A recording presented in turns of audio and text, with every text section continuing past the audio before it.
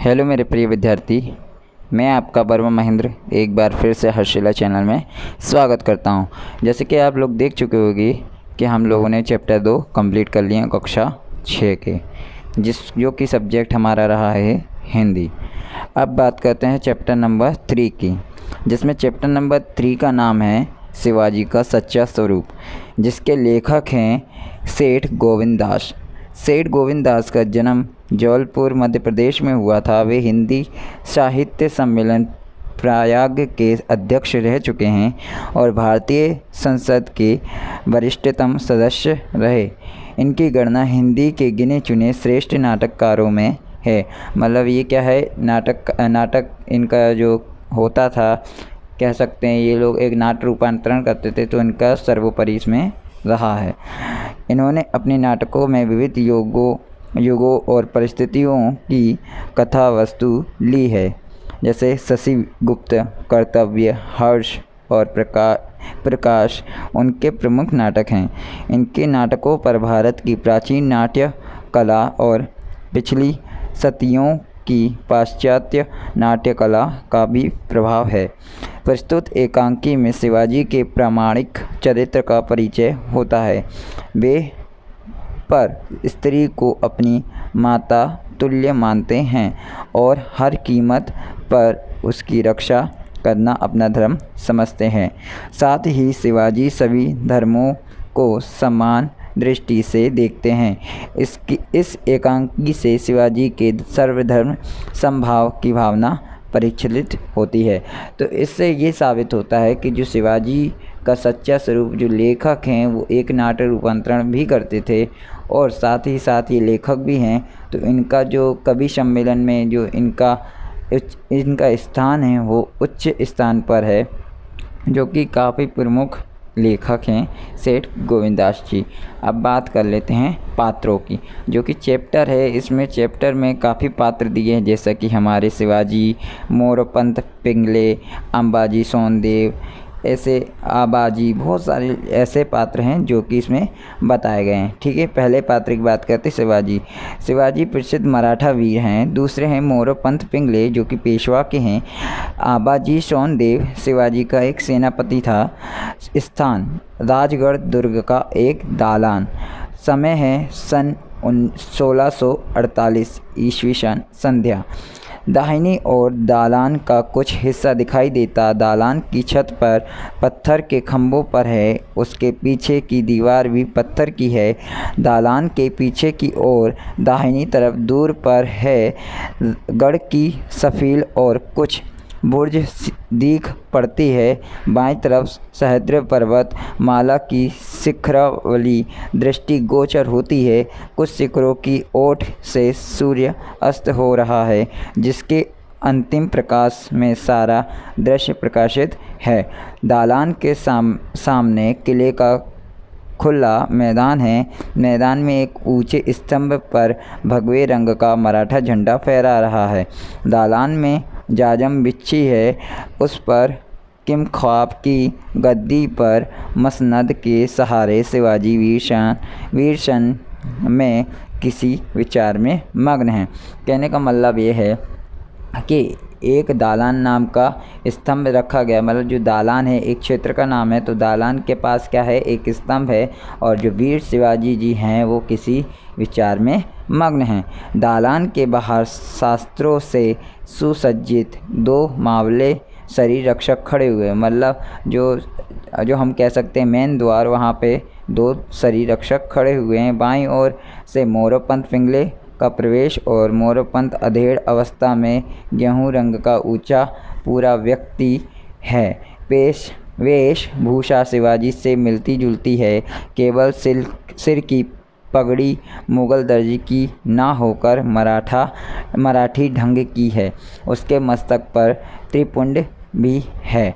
मोरोपंत अभिवादन करके श्रीमंत सरकार सेनापति आबाजी सोनदेव कल्याण प्रांत को जीत वहाँ का सारा खजाना लूट कर आए हैं। मोरोपंत जी कहते हैं, हे श्रीमंत सरकार, हमारे जो सेनापति अंबाजी सोनदेव वो हमारे कल्याण के लिए सारा खजाना लूट कर आए हैं। शिवाजी बोलते हैं चौंक कर, अच्छा, मोरोपंत की ओर देखकर, बैठो पेशवा, बड़ा शुभ संदेश लाए हो। आंबाजी, सोनदेव हैं कहाँ? वो सोनदेव के बारे में पूछते हैं कि सोनदेव जी है कहाँ पर। ठीक है, अब बात करते हैं मोरोपंत। मोरोपंत वीरासन में बैठकर श्रीमंत की सेवा में अभी उपस्थिति हो रहे हैं। कुछ देर निस्तवस्त शिवाजी और मोरोपंत दोनों उत्सुकता से बाईं ओर देखते हैं। कुछ ही देर में आंबाजी सोनदेव बाईं ओर आता हुआ दिखाई देता है। उसके पीछे कुलियाँ का बड़ा भारी झुंड है। हर कुली के सिर पर एक भारी टोकरा है। उनके पीछे एक पालकी है और पालकी बंद है। आंबाजी सोनदेव भी अधेड़ अवस्था का ऊंचा पूरा मनुष्य है। वेशभूषा मोरोपंत की सदृश है। आंबाजी सोनदेव दालान में आकर शिवाजी का अभिवादन करते हैं। कुलियों का झुंड और पालकी दोनों दालान के बाहर रुक जाते हैं। कहने का मतलब ये है, शिवाजी जी और जो सोनपद है उनकी दोनों की जो वेशभूषा है वो एक जैसी ही है, थोड़ा ही अंतर है। खाली उनके पास त्रिमुंड था और इनके पास त्रिमुंड जैसा कुछ नहीं है। ठीक है, अब बात करते हैं शिवाजी। शिवाजी, बैठो। आबाजी, कल्याण विजय पर तुम्हें बधाई है। मोरोपंत, बैठे हुए, बधाई है श्रीमान सरकार को। शिवाजी, कहो, पैदल मवालियों ने अधिक वीरता दिखाई या हेटकारियों ने? आबाजी, दोनों ने ही श्रीमान सरकार। शिवाजी, और घुड़सवारों में वारगीरों ने या सिलदारों ने? आबाजी, इनमें भी दोनों ने ही श्रीमंत। शिवाजी, सेना के अधिपति कैसे रहे? आबाजी, पैदल के अधिपति नायक, हवलदार, जुमालदार और कर हजारी तथा घुड़सवारों के अधिपति हवलदार, जुमालदार और सूबेदार सभी का काम प्रशंसनीय रहा है श्रीमान सरकार। कहने का मतलब ये है, आबाजी बताते हैं शिवाजी को कि जो ये हवलदार जुमालदार का कैसा रहा है, मतलब इसमें सहयोग, तो बोलते हैं बहुत प्रशंसनीय है। शिवाजी, कुलियों की ओर देखकर मुस्कुराते हैं। कुलियों की ओर देखकर मुस्कुराते हुए, कल्याण का खजाना भी लूट लाए, बहुत माल मिला।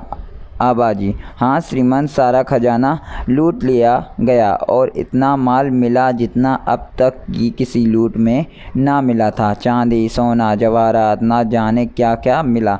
मैं तो समझता हूँ कि श्रीमंत केवल दक्षिण ही नहीं, उत्तर की भी विजय इस संपदा से हो सकेगी। तो कहने का मतलब ये है, ये जो लूट थी वो सबसे बड़ी और सबसे भारी लूट थी। ठीक है। शिवाजी, कुलियों के पीछे पालकी को देखकर, और उस पालकी में क्या है? शिवाजी देखते हैं पालकी की तरफ और पूछते हैं, इस पालकी में है क्या? आबाजी मुस्कुराते हुए, उसमें उस पालकों में श्रीमंत इस विजय का सबसे बड़ा तोहफा है। वो कहते हैं कि आबाजी कहते हैं कि इस पालकी में विजय का सबसे बड़ा तोहफा है। शिवाजी उत्सुकता से आबाजी की ओर देखते हुए, अर्थात आबाजी, श्रीमंत कल्याण के सूबेदार अहमद की पुत्रवधू के सौंदर्य का व्रत कौन नहीं जानता, उसे ही श्रीमंत की सेवा के लिए बंदी करके लाया हूँ। कहने का मतलब ये है, आंबाजी कहते हैं, हम आपके कल्याण के लिए सूबेदार अहमद की पुत्रवधू मतलब कह सकते उनकी बहू के सौंदर्य का व्रत कौन नहीं जानता, उसे ही श्रीमंत की सेवा के लिए बंदी करके लाए हैं। शिवाजी की सारी प्रसन्नता एकाएक लुप्त हो जाती है। उनकी भ्रुकुटी चढ़ जाती है और नीचे की ओंठ ऊपर के दांतों के नीचे आ जाता है। आबाजी सोनदेव शिवाजी की परिवर्तित मुद्रा को देखकर घबरा जाता है और मोरोपंत एक टक शिवाजी की ओर देखता है।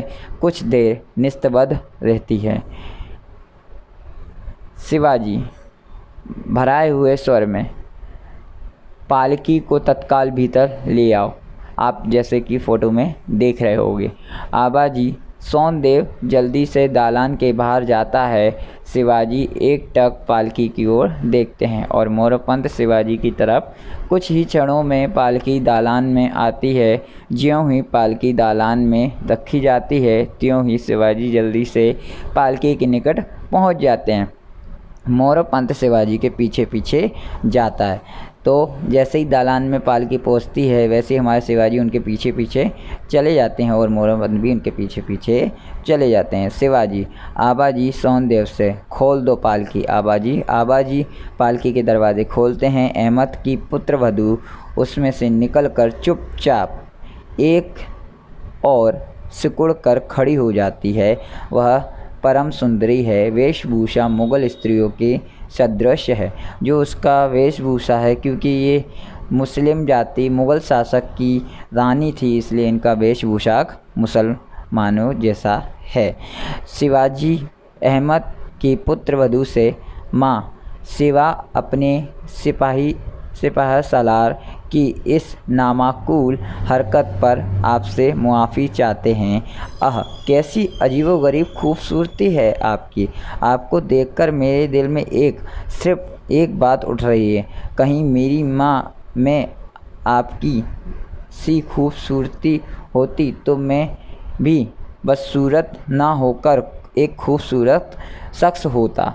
माँ, आपकी खूबसूरती को मैं सिर्फ एक काम में ला सकता हूँ, उसका हिंदू विधि से पूजन करूँ, इसका इस्लामी तरीके से इबादत कर दूँ। मतलब कहने का ये है कि जो हमारी मुस्लिम जी थी, जो कि अहमद की पुत्रवधू थी, तो शिवाजी महाराज ने ये कहा कि हम इसका जो मुसलमानी वेश है वो हटाकर हिंदू वेश में इनका पूजन करके इस्लामी तरीके से इनका इबादत करेंगे।